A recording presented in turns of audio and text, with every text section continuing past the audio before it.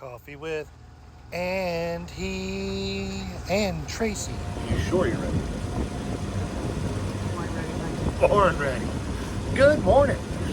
It is Wednesday, November 2nd. Yes. And we were out, we pulled the anchor before the sun came up. 7:01. Tracy told me last night that she wanted to get moving as soon as I woke up this morning. I knew that. I gave him the bird. I was sleeping good. I knew when I woke up that she wouldn't want me to do that. Because I woke up at 2 and it was so clear. No. And then I went back to sleep. Good. And then I woke That up. was not what I meant by when you get up in the morning. Then I woke up at 6 and looked at her in the darkness and realized she would probably kill me and the boat would be a murder scene. That got up, They sound violent. got myself ready, got coffee, and at 6:31 a.m. I was like, tick, tick, tick, tick, tick. Hey, sweetie, what? Daddy. She goes, what? We have 8 to 12 knot winds on our stern all day. The seas are just lightly following us. Sun's coming up. It is gorgeous. Yesterday was the reprieve that we needed. It's warm. The sun felt amazing. Yes, it did. I wore shorts. My legs were like, what is happening to me right now? Went to the Calvert Museum. I'm sure all the people that saw me in the shorts were like, what is happening to me Right now! Calvert Museum was nice. We met, we meet so many nice people wherever we go. And they all just want to tell their story. So we talked to a gentleman on a new boat that was just recently donated to the museum. Beautiful. Beautiful, the bright work Glad on it's it. their problem, not mine. It was donated last week, and up until last week, the previous owner had an employee that his full-time job was polishing the bright work on this boat all year long. They need to open a varnish school there. Local teenagers. Like troubled youth. Yeah. You got Go to 72 court hours system. of Bright work to do. bright work to do. Moving inside of a building and just let them polish it year round. And no, you don't get any gloves, and no, you don't get any hand lotion. Ooh. Beautiful boat. So we were talking to him about this new boat, and he's like, do you want to come? I'm first mate on the skipjack over there that we used to fish off of, and for the last 10 years it's been part of the museum, and we bring people out for sailing cruises. You want to come aboard and take a look at her? I saw you with your sons. Let me teach them about it. And he brought out all these laminated photos of different things. Showed us an accidental jibes destruction on a boom, and the mast on it was 76 feet tall. You're lucky they didn't have a mass destruction from the mast. Yeah, and it's just this single tree that they had fashioned into a mast. Down. Hewn down. When that boat was built in the early 80s, the guy that had built it, had never built a skipjack. The guy that commissioned it had never sailed a skipjack, and they even hired someone to come in and help shake it down. And a skipjack is, in the history of the Chesapeake Bay, back when the country was found, the oyster density here was so humongous. In the late 1700s, 1800s, they farmed 15 million bushels of oysters out of the bay in a given year. And that's an estimation. Could have been more, could have been less. The oyster, I keep saying mussels, oyster population plummeted down because of over fishing, and it's come back up, and at its peak right now they're looking at 500,000 bushels harvested in a year. So for a ton, when they use these boats and they drag They call it a drudge. a drudge, but it's this steel tooth rake along the bottom that sifts out the mud. The oysters fall into a basket and they have to haul it up and dump it out on deck and sort through them. And for a time, the motorized overfishing and the dredging really plummeted it down, and they were getting less than 100,000 bushels a year. So the Maryland Fish and Wildlife enacted, what was that? Just a wait right there. Said that you could only harvest oysters under power 2 days a week. The rest of it you had to do in the traditional method of sail. So they had to sail out and using their sails, plot a course and drag the bottom to harvest oysters. It appears that that has changed a little bit. Now some of the side out of the main channel, they're only allowed to do it with these tongs that go down and lift up, power tongs or manual tongs or tongs that you can reach out and pick up just one oyster at a time right now. But you also, we got informed by the DNR yesterday while we were having a little private conversation with them in the middle of the harbor. We got 3 new subscribers. Good morning, DNR. Good morning, Maryland DNR. We love and we appreciate everything that you do. That you can only have an oystering license if you're a Maryland resident. So, like, we can get a fishing license, we can get a crabbing license, although we don't need one if we only take a certain amount. It's 24 crabs per day per vessel. Which is plenty, but that's only on a hand line. Correct. You can't put a pot overboard unless you have a license. Correct, and the pot license is only like $12. Yeah, It was very reasonable. Very reasonable, and one thing that we do, You said doo-doo. Wah, wah, we said doo-doo. One thing that we do attempt to, everywhere we go, is speak to a DNR official or a game warden or whatever, and there is a difference, and find out what the true regulations are. Because in some states we've been told that our youngsters, like in Maryland, a 15-year-old doesn't need a fishing license. But if she or I, as adults, touch that fishing pole or touch that fishing line to assist them in getting the boat on the boat, then we have to have a license then. And that's Which is the same in Georgia and South Carolina as well. Well, it's out in. Well, we haven't had that confirmed in South Carolina, but it's my assumption. We've talked to 3 different DNR people in South Carolina, and we've gotten a different story every time. Yeah. So there's my feedback for South Carolina DNR. Educate your people. It is South Carolina. We love South We Carolina. love South Carolina, but it is South Carolina. But some states, to get a saltwater fishing license, it's prohibitively expensive. It can be $150, $180 per adult on the boat, and every person on the boat is required to have one. And then there's special tags to be fishing certain things, and you have to go online and double check it all, because even the brochures that they print on a yearly or bi-yearly or semi-annual basis, they want to update and open up the season and close the season, not to cause detrimental harm to the estuary, to the fisher. And I appreciate all that. It's just, it makes it confusing to try to stay legal. We're out. Legality is your responsibility, not theirs. I understand. And I'm trying. So we're out in the bay. The following seas are much better than pounding into them. Look, Kat was happy today. She's not wearing her Angry Bird hat. She's wearing her Salty Dogs hat. We are flying our Burgee and our kids for sale. We're aiming for you, Salty Dogs. I don't know that we'll make it to you tonight.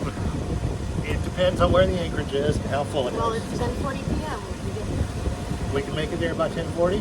That's what this says. We're going to throw up the main and fill up the jib in a few minutes and do some sailing. We might do some motor sailing so we can get every ounce of everything we can out of this. We just had a spinnaker.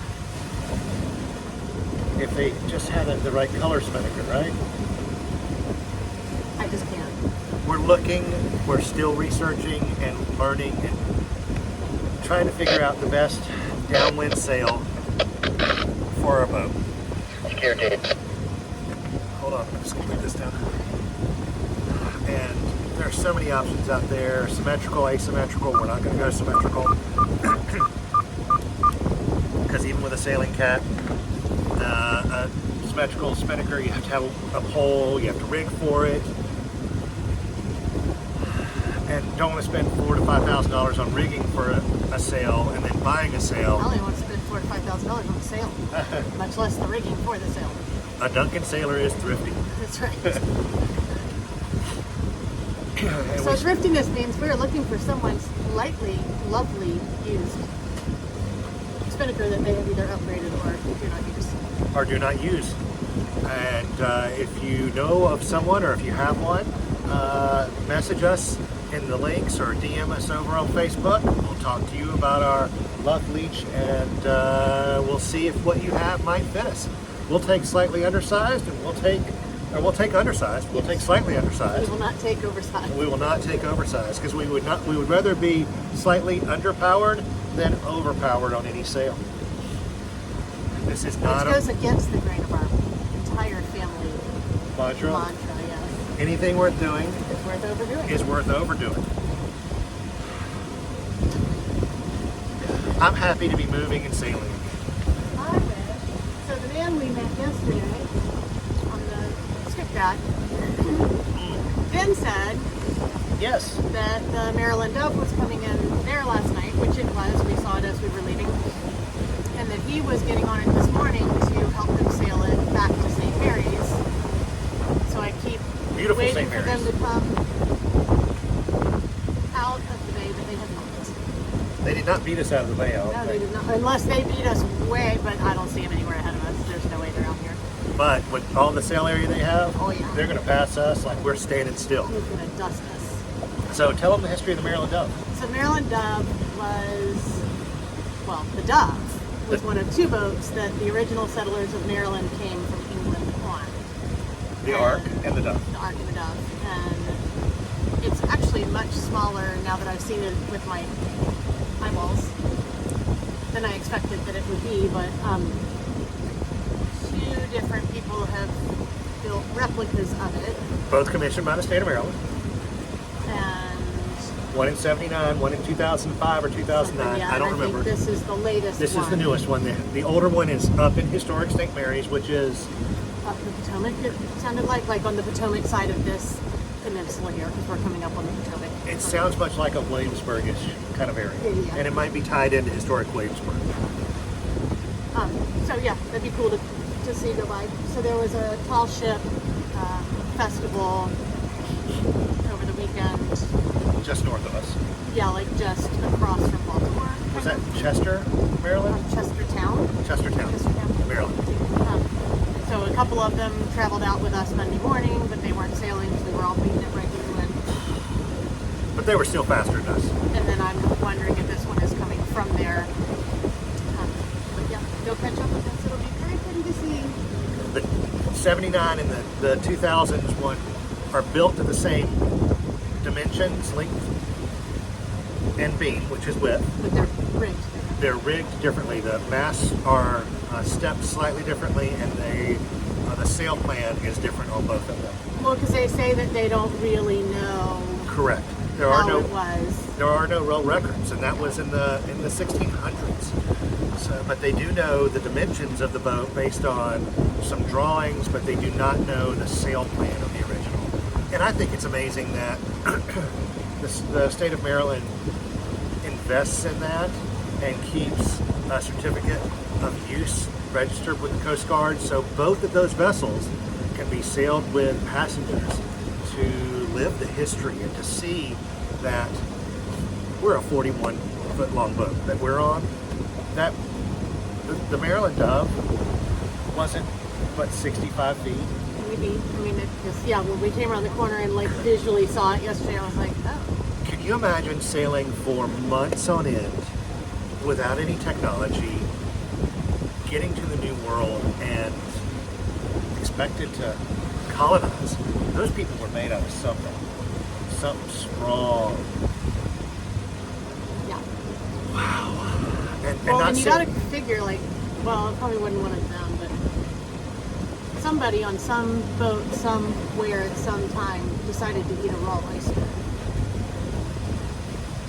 I mean, I'm just saying. I think that oysters were actually a thing, you know, in England. But They were, and they poured vinegar on them to help kill. It was an aged vinegar. Anyway, so my oyster eating friends out there, I have a lot of you guys that eat them on the half shell. I cook oyster. They eat them on the half shell, and you see them come out from the kitchen, and they're presented on a bed of Beautiful shell. bed of ice, and the shells are about this big, right? And that's a decent sized oyster. There are bigger ones that they're harvesting. We saw oyster shells, and we saw in cursive, so it was in a foreign language to our kids. They kept asking us to come over and read stuff.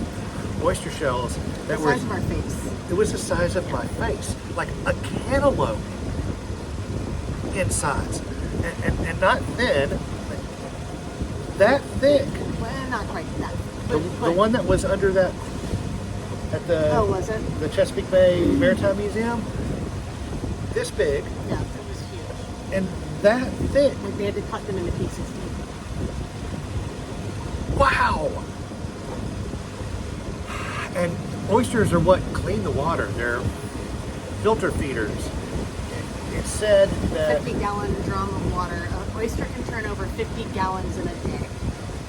and back right at the estimation, the calculation, that before the overfishing of the estuary here, that's not the right word, Chesapeake Bay. of the Chesapeake Bay, that the world's water was filtered by the oysters on the planet on average once every 6 days.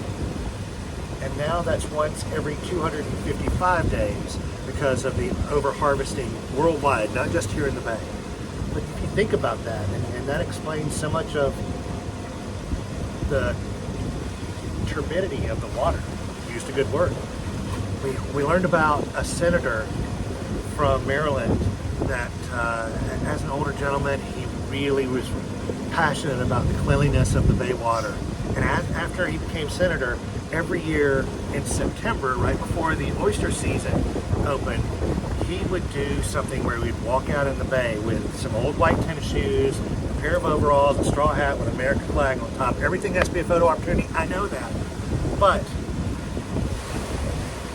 he wanted to see how deep He could go to see his white shoes. and he did it for like 16 years. And to see the graph of the change of the turbidity of the water over those years, and I know some of that can be based on storms and different conditions in the area that day, but that's someone who was passionate about what he was leaving behind.